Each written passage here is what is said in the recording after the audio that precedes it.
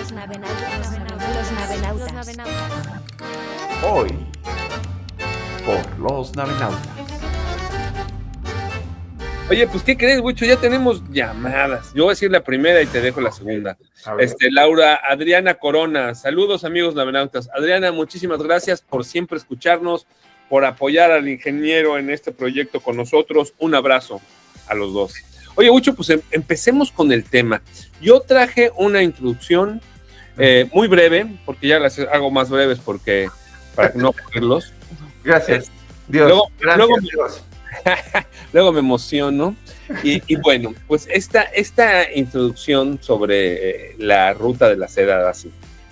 Por caminos polvorientos y mares sin fin, donde caravanas avanzan cargadas de sueño, nació un entramado de rutas, más que sendas, un puente entre civilizaciones, un legado que hoy llamamos la ruta de la seda.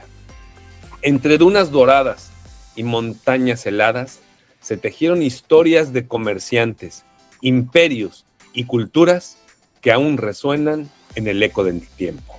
Wow, gracias, Dios mío, muy buena, Lalo. Muy buena, duración perfecta, muy padre, muy bonito. No pierdes tu estilo diario y todo.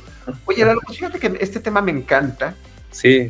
No conozco tanto a fondo, como todo lo que se merece, porque es un tema, la ruta de la seda ha durado miles de años y hoy hay versiones nuevas. ¿Qué es la ruta de la seda? Todos estos, lo dijiste muy bien, es un entramado, toda esta red de montones de caminos que se empezaron a tejer en dos direcciones, desde el mundo antiguo chino hacia la Europa y la Asia central. Okay. Que después se volvieron modernas, pero desde la antigüedad, ¿sabes, Lalo? Para empezar, y bueno, comercio, cultura, viajes, guerras, asaltantes en el camino, emperadores que tenían que mandar misiones para abrir caminos, romance, todo ese tipo de cosas, y montones de niños que nacieron en eso. Pero tú sabes, Lalo, que antes del nacimiento de Cristo, de la era cristiana, más o menos 105 años antes, ya había estos intentos de empezar a tejer estas redes de parte de los chinos. Oye, no, qué buen dato. Súper dato. Ahorita regresamos con eso, Wicho. Quiero decir dos llamadas. Una, dice Laura Adriana, Ariadna Corona, dice, amigos, soy Ariadna, pero me bautizaron como Adriana. Disculpa, Adriana, yo toda la vida creí, hasta hoy uno, como dicen, la mente quiere ver. Wicho, hay dos, ¿quieres decir más? Igual, lo mismo, siempre me pasa con el nombre de Laura, y qué bueno que nos lo ponen completo. Siempre lo veo, pero con mi dislexia siempre me confundo.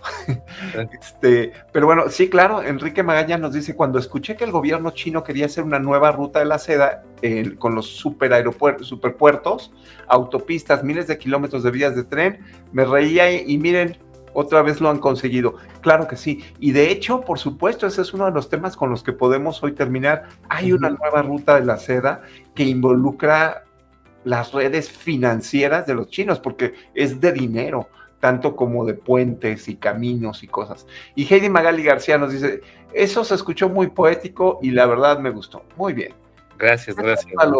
Vámonos. Oye, rápido, Wicho, a mí me gustaría, ya ves que a mí me gustan mucho las historias, la mitología y esas partes. Me gustaría primero explicarle qué es la seda y por qué se creó esta ruta. Órale. La seda es un tejido que se genera de un gusano, y ese gusano se hace un hilo. Ahorita les voy a explicar brevemente para no aburrirlos y ser lo más concreto posible. Es un gusano que se saca el hilo del capullo que hace, y de ese capullo se van juntando varios hilos y se hace un hilo maravilloso que se teje y queda algo que sintéticamente hasta la fecha pues se ha parecido mucho, pero nada como la seda. Y esto tiene una mitología, Wicho. Fíjate que la mitología habla de hace 4,000 años, una emperatriz se llamaba Lei Su o Xing Shi, que era esposa de un famoso... El original Xing Shi. Su esposo decía, ay, viene Shingishi. Ay, ve, Shingishi, Todo el día. Shingishi. Todo el día Shingishi. Shingishi. Oye, pero era la esposa del famoso emperador amarillo.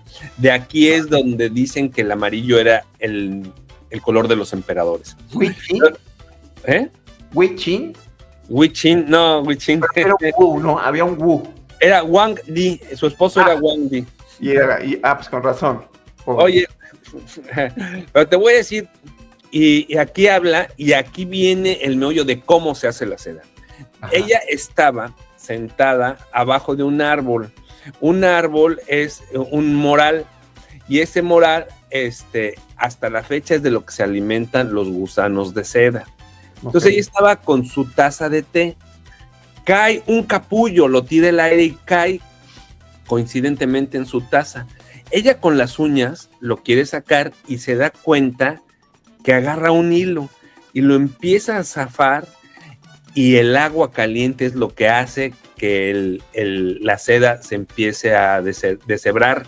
Wow. Entonces se da cuenta que es un hilo maravilloso y dice, pues empieza a poner a todos sus sabios, a ver, esto lo tenemos que hacer un hilo, lo tenemos que hacer tejido, porque esto tiene una calidad impresionante. Bueno, tanto que a ella, a Lei Su, la hacen como la diosa de la seda. Esto pasó hace 4,000 años, no sabemos si es verdad, pero ella la consideran una deidad. Y así es como se hace la seda. ¿Cómo se hace? Pones muchos capullos en agua caliente, obviamente se mueven los gusanos, con unas especies de escobilla hecha de ramas, le pegan a los capullos y lo jalan y empiezan a hacer hilos, y ahí se entreteje el hilo. Así es como nace únicamente en China. Así no sabía eso, Lalo. Lo único que no sabía, que es súper gran dato, porque además pues la mera ruta lleva ese nombre porque todos los productos tan fantásticos era lo principal. Pero ¿sabes que, por ejemplo, solamente agregando a la historia que nos acabas de traer, que el secreto de cómo hacer eso era pena de muerte y no podías robarte un gusano de seda? Si te atrapaban en la frontera, porque ya había fronteras y había regiones en China donde los pasaportes eran de metal y los tenías que cargar aquí y eran solamente puestos por el emperador o gente muy importante. Pero si te llegaban a pescar robándote un gusano de la seda, era pena de muerte. Oye, más que pasaportes, Huicho, ¿no crees que eran salvoconductos? Yo creo que eran más bien. Claro, y además estamos hablando de miles de años y regiones y todo, entonces los usos y costumbres y qué hacían en tal lado y así, seguro cambiaban, pero tienes razón, no eran pasaportes, eran salvoconductos. Salvoconductos. Muy bien, Huicho, a ver, ¿cómo quieres empezar a seguir pues mira, con esto? Fíjate que te voy a platicar una historia, te voy a platicar dos muy rápidas. Una, fíjate que para que sean posibles estas maravillosas rutas de la seda, tuvieron que haber inventos que las hicieran posible. Y uno de los inventos más sencillos, más increíbles y que se necesitaron para que esto pasara fue la punta de la flecha. Entonces, estos cazadores que habían inventado el arco y los otros que habían inventado la punta de la flecha, se llegaron a encontrar y descubrieron las ventajas que tiene para un ejército, porque si tú no haces puntas de flecha que puedas repetir y hacer muchísimas, no puedes tener un ejército. Lo único que tienes es un montón de cazadores que avientan palos con puntas Pero entonces, ¿qué empezaron a hacer en estas regiones intermedias de la ruta de la seda? Empezaron a inventar estas puntas que las podías insertar al palito, pero esto te da ventajas increíbles. Una, que puedes hacer flechas muy rápido. Otra, que el arquero ya sabe cuánto pesan. Y entonces cuando está calculando su tiro, ya sabe qué esperar y puede sacar la siguiente muy rápido y hacerlo. Estas ventajas que a lo mejor parecen no tener nada que ver con la ruta de la seda, eran necesarias, porque cosas que había en el camino eran ladrones y gente que impedía que se crearan estas rutas. Y ahorita te digo la segunda, ¿qué te parece? Oye, perdón, haciendo un comentario, entonces, ¿qué le daba a esto? Les daba consistencia a las flechas. Claro. Entre otras cosas. Entonces ya tenías un tiro muy certero. Y podías hacer muchas, no digamos 20 para ir a cazar conejos, sino 5,000 para la tribu, ¿no? Muy bien. Oye, Huicho, antes de que digas, doctor, aquí Fofo Barrón nos está mandando uno que dice Las Rutas de la Seda, una nueva historia universal de Peter Frankopan. Muchas gracias, Fofo, por escucharnos, ¿eh? Wow. Y dice, este libro está súper interesante. Muchas gracias, Fofo. Oye, pero al menos para terminar, es porque me acabo de acordar. Sí. Del lado de los chinos, del lado de Oriente, lo que se había inventado es el arco compuesto. Ajá. Un arco que es como recurvo, Ajá. que no es como ese arco normal, sino que tiene una forma así como... Tiene doble curva. Curva, se llama arco recurvo. Ese arco lo inventaron del lado de los chinos y la punta de flecha la inventaron del lado de los indoeuropeos. Entonces, cuando se encuentran es cuando hay una revolución completa y que después vendrían las huestes como los mongoles y como todos esos que utilizan los jinetes a caballo. Ok, ándale, justamente que eso, oye, eso más bien ya era de los chinos con los mongoles, ¿verdad? Bueno, es la región. Lo que pasa es que tenemos que ver cómo está el tema de la región Arabia, inclusive una parte de lo que era antes el Imperio Otomano, de lo que era el Imperio Romano, lo que era el imperio en la península indostánica, de la India y todo esto. Entonces todos juegan y todos entran, porque ¿qué hace la Ruta de la Seda? Forma estas carreteras, como nuestra famosa carretera México-Cuernavaca, ¿verdad? Que es tan importante, pero forma estos cinturones o estos vehículos, estas venas por las que transitan y empiezan a pasar tantas cosas. Ok. Oye, Huicho, tenemos 2 llamadas, no 3, dice. Saludos de toda tu familia de Houston con la que conviviste hoy y tu familia de México. Gracias, esta me la manda Pamela. Muchas gracias y a toda la familia que nos escucha. Oye, Huicho, hay otras, ¿quieres decirte? La de Sofía. ¿Dónde vamos?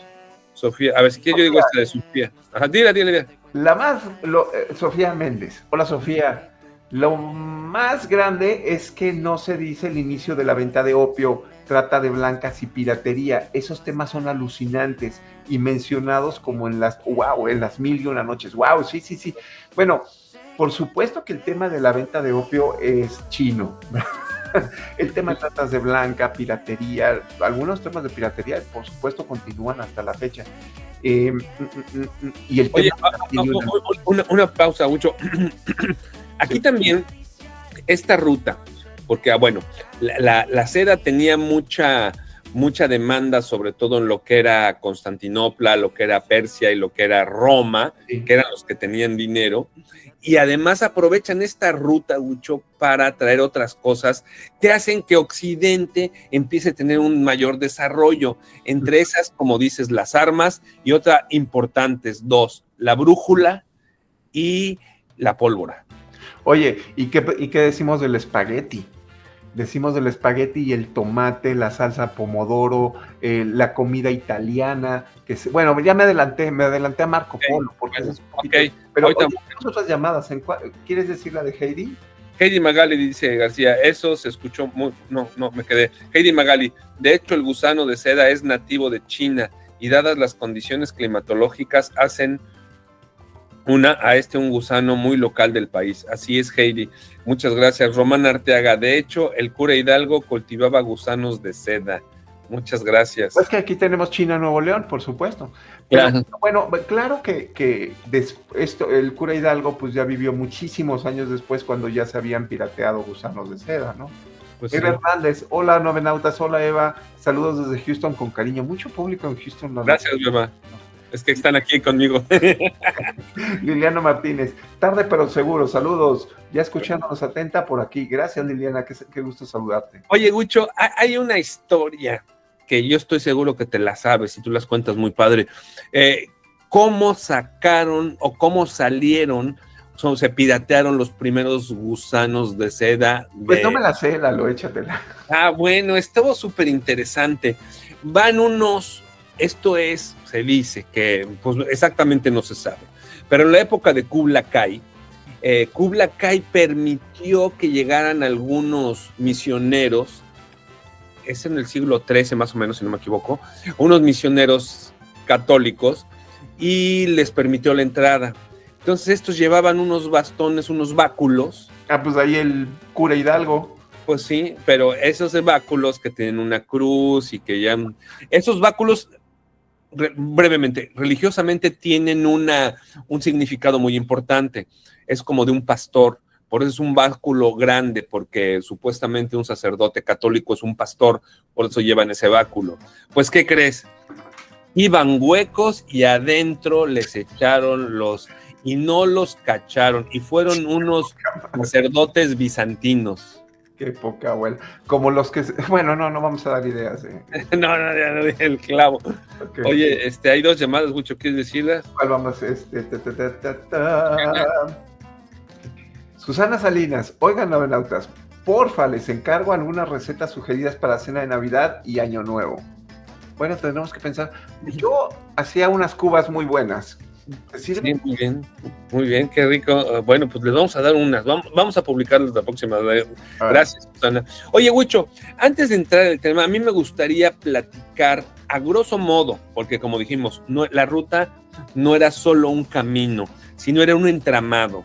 El camino variaba de acuerdo a la época del año, al clima, si había guerras, si había peleas, entonces era más o menos, te ibas por acá o por acá, de repente había inundaciones, no te podías ir por un lugar, te tenías que ir por unas montañas, etcétera, etcétera.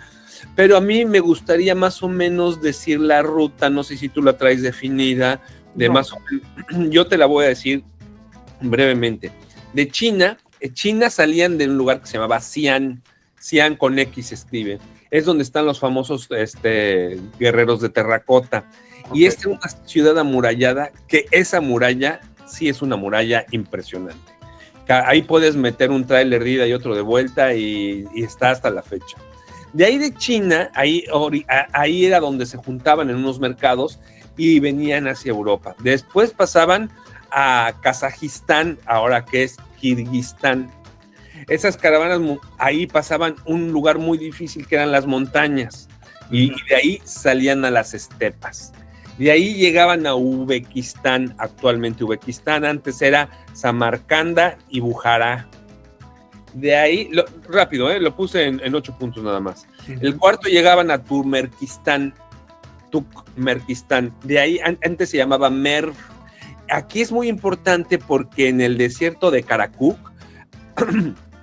había un oasis y ahí la gente descansaba y es donde empiezan a venderse los placeres pecaminosos que nos comentaban, ¿no? Después de ahí se iban a Persia, que es el actual Irán. Aquí los bienes chinos, lo que era la seda, la porcelana, se intercambiaban, fíjate, por alfombras, por otro tipo de tejidos, ¿no? Y especias. Después pasaban a lo que era Anatolia, una parte de lo que es la actual Turquía. Y aquí atravesaban la Anatolia hasta llegar a Constantinopla, justamente donde se conecta Asia con Europa. De aquí pasaban a Grecia, que en ese entonces Estambul era parte de Grecia, y después de ahí ya por tierra se iban a Venecia. Y de Venecia Venecia, como sabemos, está en el mar Adriático, y de ahí salía al Mediterráneo y a todo lo que era Europa y África. Esa era la ruta a grandes rasgos. Sí. Wow. No, pues padrísimo. Oye, Lalo, fíjate que te voy a comentar muy rápidamente otro de los inventos que fue sumamente importante para hacer posible causa de estas cosas. Fíjate que es el estribo de los caballos, donde ponen los pies los jinetes. Esto fue tan importante que permitió la ascensión del caballo como, o sea, el caballo, el jinete, los transportes hicieron posible el mundo antiguo en su esplendor máximo. Oye, pero fíjate, ¿qué se movía en la ruta de la seda? Por supuesto, seda, productos de seda, también productos de papel. La fabricación del papel fue muy importante, una de las cosas que se movió por ahí. Técnicas de irrigación, diferentes pueblos utilizaban diferentes técnicas para este tema de irrigar. Metalurgia, los secretos de la metalurgia, cómo trabajaban los diferentes lugares, los metales. Navegación y transportación, aun cuando la ruta de la seda era principalmente terrestre, por supuesto que siempre estaban buscando caminos fluviales o caminos marítimos para poderla hacer más fuerte y más rápida, ¿no? Sí, más segura también, ¿no? Oye, médico. tenemos aquí, fíjate, una llamada de José Magdaleno, dice Magdaleno, la producción de la seda por el Imperio Bizantino fue consecuencia de la ruta de la seda. Así es, José, muchísimas gracias. Oye, Huicho, pero te voy a decir algo también, cómo se empieza esta ruta. Se crea, como tú dijiste, en el 130 y tantos antes de Cristo, Shang Qian fue enviado por el emperador Han Widun y fue capturado por tribus nómadas. Ajá. Ahora, estamos hablando de hace más de 2000 años. Si alguien te raptaba y tú ya estabas a 15 días de tu casa, para pedir rescate se tenían que tardar 15 días en llegar. Y para que dieran la respuesta era 15 días. Y si había un regateo, puta, te ayudas. Este cuate se echó 13 años. Pero como eran nómadas, empezó a ver, y él fue el que empezó a establecer la ruta entre China y Oriente. Sí. No, padre. Oye, padrísimo, fíjate que ahorita estoy viendo, por ejemplo, también había una famosa ruta de jade, pero yo creo que tendríamos que hacer como una investigación más profunda para otro programa probablemente, porque esta ruta de jade parece que eran como los primeros pasos de la ruta de la seda. Ok. Por supuesto pasaban camellos, caballos, y uno de los más famosos viajeros de todos los tiempos, ahí te lo voy a dejar, porque sé que es un personaje de tus personajes favoritos, Juan Pérez. Juan Pérez es un español, gracias. Por supuesto, este italiano, que su papá y su tío eran los que ya viajaban y tenían experiencia en estos viajes. Él también quiere a los 14 años ser parte de estos viajes. Entonces se esconden las caravanas y ya cuando están a varios días de distancia, ¡tarán! Aquí estoy. Porque además eran caravanas grandes, te podías esconder fácilmente, porque no eran 5 o 6 personas, claro. Una caravana grande de muchos camellos y caballos. Entonces este personaje, pues seguramente tú sabes quién es. Sí, pues es nuestro queridísimo amigo Marco Polo. Así es. No sé si quieres platicar algo de él. Bueno, brevemente quisiera decir yo de él, también sé que es de tus personajes favoritos y sabes muchos fun facts de él.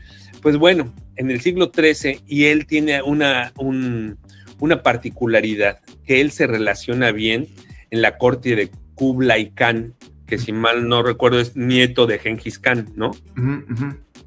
En China.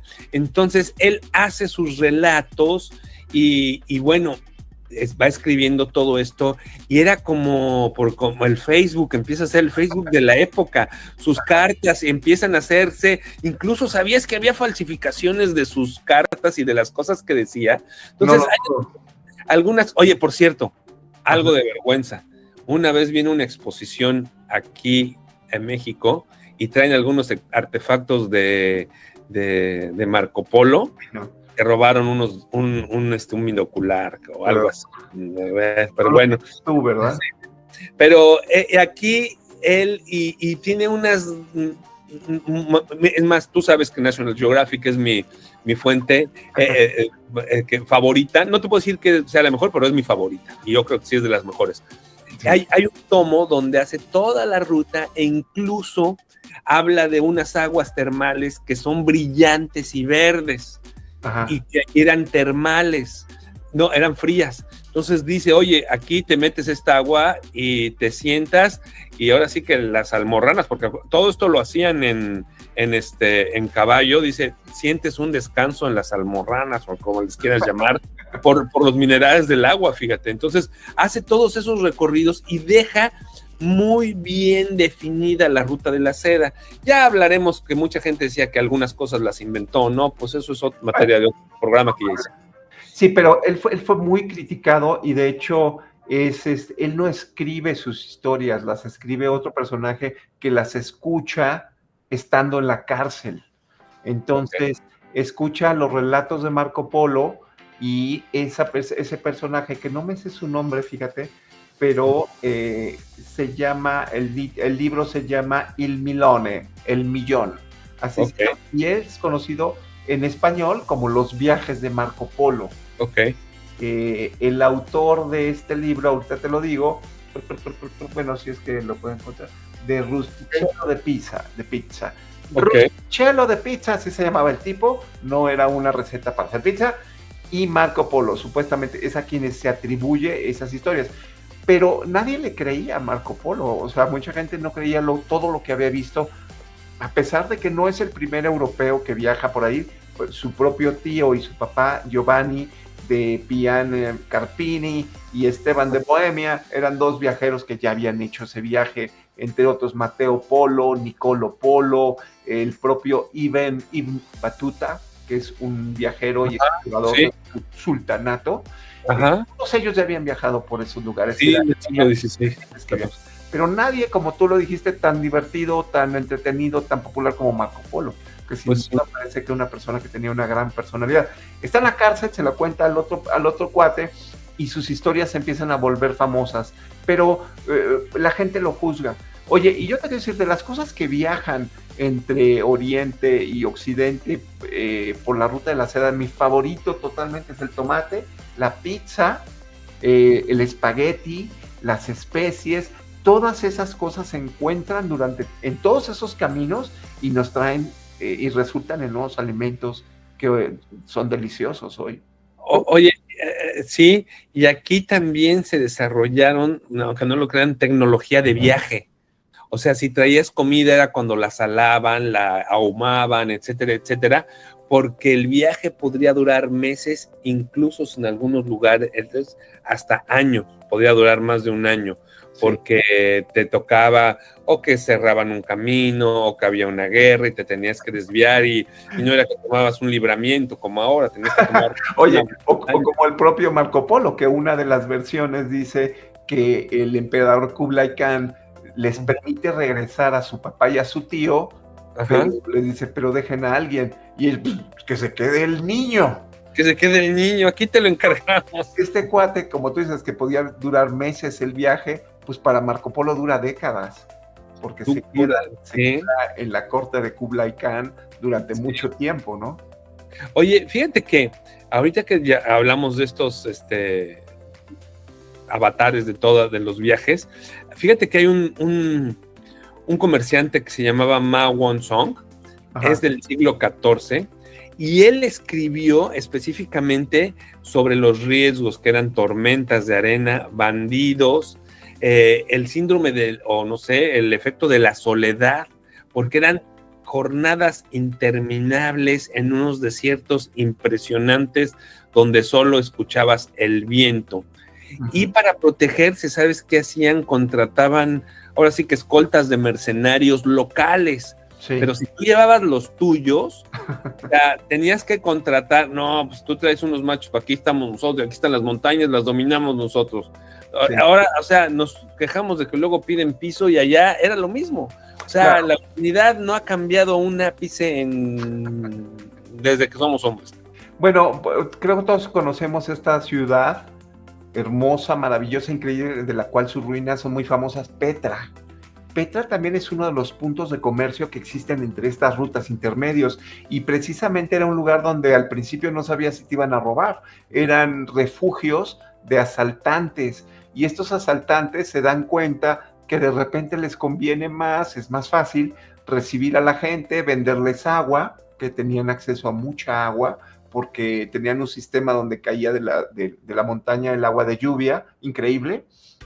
Y entonces vendían agua, vendían placeres, vendían descanso, vendían una pausa en el camino, dátiles, y que eran también muy famosos de la zona, textiles. Y la ciudad de Petra no es nada más esa ruina súper famosa, ese portón, que es un portón, sino es una ciudad. Entonces, y estas ciudades después, cuando cae esa parte de la ruta, desaparecen por completo. Pero así había muchos de estos puntos que en algún momento habían sido, pues, bases de ladrones. Exactamente. Y fíjate que aquí tocas algo importante, que es donde se vuelve muy famoso Gengis Khan y Kublai Khan, padre e hijo, hijo y abuelo, no me acuerdo, en el siglo XIII. Daban seguridad a los comerciantes, y esta seguridad a ellos los llena de riqueza, pero sobre todo de cultura. Y eso es lo que llega a hacer tan grande a Kublai Khan, porque la idea es de Gengis Khan, se las enseña, y él y sus descendientes hacen una ruta muy segura. Incluso que tú hablaste, Batuta, Ajá, Ibn Battuta habla sobre los territorios mongoles donde los comerciantes podían viajar con sus bienes sin temor a ser atacados, fíjate. Claro, y esto también es importante porque el abuelo, Genghis Khan, el Khan de todos los Khanes, llamado Temujin, ese era su verdadero nombre, unifica Mongolia. Entonces, porque eran todos estos clanes que se peleaban entre ellos, y al estar unificado todos estos clanes, ya pueden obedecer a una ley o a una teoría, decir, oye, no los vamos a asaltar, déjalos pasar, cuídalos. Y entonces empieza a operar este sistema de protección, ¿no? O sea, muchas cosas tenían que pasar para que fuera posible, pero lo apasionante, lo increíble es estos viajes debajo de las estrellas, bajo el desierto, mirando estos lugares, con el anhelo de hacer comercio, de cambiar cosas por seda, por textiles, las aventuras, los lenguajes, los olores, los peligros. Los placeres. Oye, Huicho, ¿y qué fue porque hay muchas teorías, de tu opinión, lo que a fin de cuentas, terminando con la ruta de la seda? Esa es una gran pregunta, Lalo, que no tendría yo una respuesta educada. No lo sé. A mí, mi opinión es la navegación.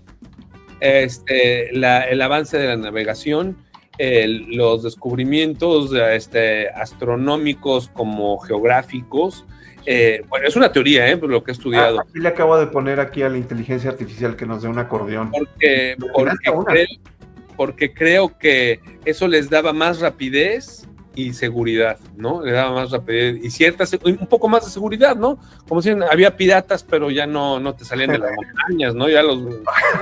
Podías escapar. Oye, pues le atinaste muy, muy bien, Lalo, a la número 2 más importante, las nuevas rutas marítimas. Nos dice la inteligencia artificial, que aquí nos resumen, la número 1 es crisis políticas y guerras.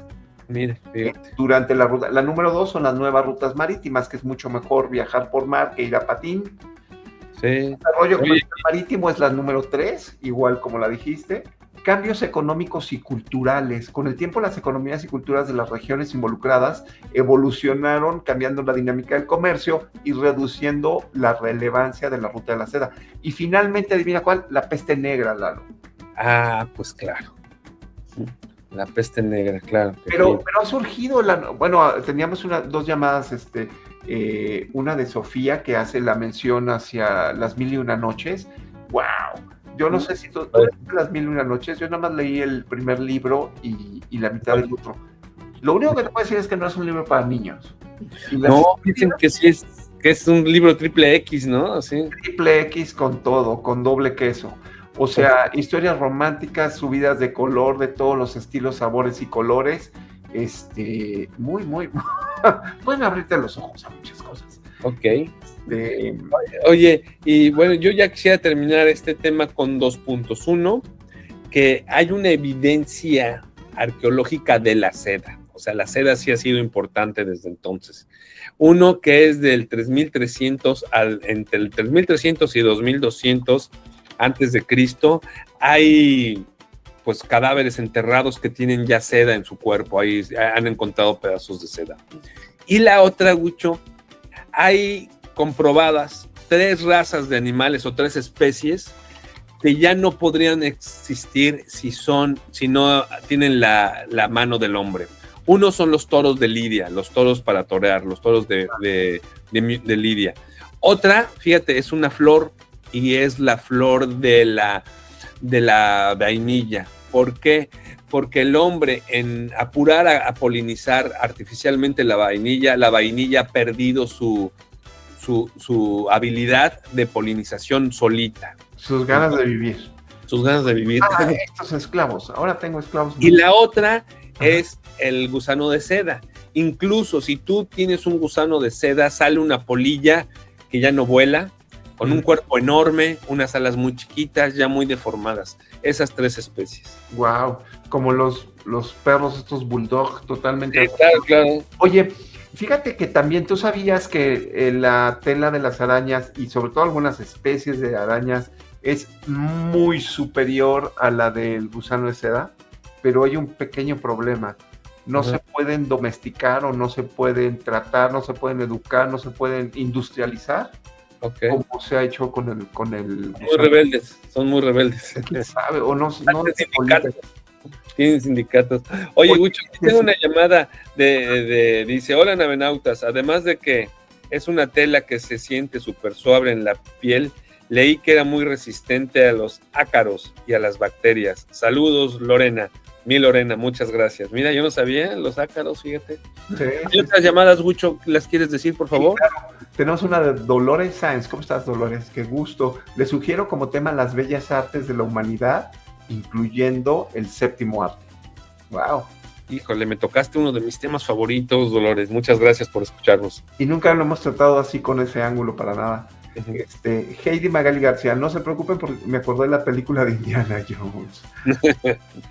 Oye, Lalo, pues yo quisiera terminar entonces este tema con ya lo habíamos comentado, alguien, nuestros amigos lo comentó, es ¿qué hay del futuro, ¿no? La nueva ruta de la seda. Fíjate que hoy se conoce como One Belt o One Road, OBOR, y es la estrategia de China para crear toda una infraestructura de caminos, que también es marítima, y propuesta por China, pero por supuesto que tiene un lado oscuro, y el lado oscuro es el financiamiento. Entonces, a otros países le dicen, no te preocupes, por aquí va a pasar una super carreterota. Oye, ¿cuándo te la pago, querido gobierno chino, que tanto inviertes en nosotros? Me la pagas luego, no te preocupes. Pues cuidado, porque ya se están venciendo todos estos créditos y entonces los chinos dicen, ¿cómo que no me la puedes pagar? Ah, bueno, entonces me quedo con la carretera y con el peaje. Entonces, todas estas cosas, esta nueva estrategia es muy interesante, multimillonaria, miles de millones de dólares lo que se está utilizando en esa gran ruta que está pensada en unir el mundo chino con el mundo del Medio Oriente y Europa, inclusive hasta África. Entonces, es una estrategia muy importante que incluye el cinturón económico de la seda y también la ruta del mar de la seda. El impacto económico es brutal, Lalo, gigantesco, con integración regional, y hoy el desafío más grande es que China tiene problemas financieros, marca China. Bueno, ya si a China llega, si tenemos una recesión con China, pues ya que nos caiga el meteorito, porque ya... Está a punto de pasar. Bueno, y además, pues el tamaño de China, pues se cae completo, ¿no? Y esta ruta, pues está fondeada en la misma forma. Es poroso, pero bueno, es un tema a observar, es un tema que también tiene implicaciones en este mundo tan complicado que tenemos hoy, de cómo se están dando las relaciones modernas.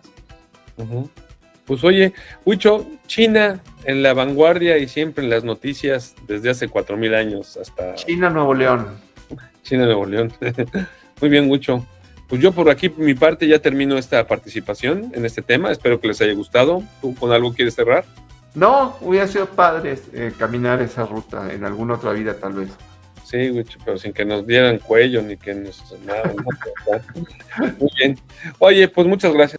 Pues sí, nos vemos el próximo martes 7, 8 de la noche aquí en este programa, que es su programa, Los Navenautas, por Radio Use. Y es un placer hacer este programa con nuestros amigos en cabina, nuestro querido Jesús Zelaya, Juan Carlos, Amaury, todo el mundo que está ahí, y sobre todo contigo, querido Lalo, que podemos atender a las llamadas de nuestros amigos que nos hablan para hacer el programa y sugerirnos cosas. Nos vemos hasta el próximo martes, ni modo, así es esto del rock and roll. Pues muchas gracias por escucharnos. Yo quiero agradecer a la familia Barrón Spiller que me recibió aquí en su casa, me prestaron su internet, su oficina para transmitir este programa. Muchas gracias, amigos, por escucharnos. Nos vemos la próxima semana aquí en Los Navenautas. Nos vemos, gracias.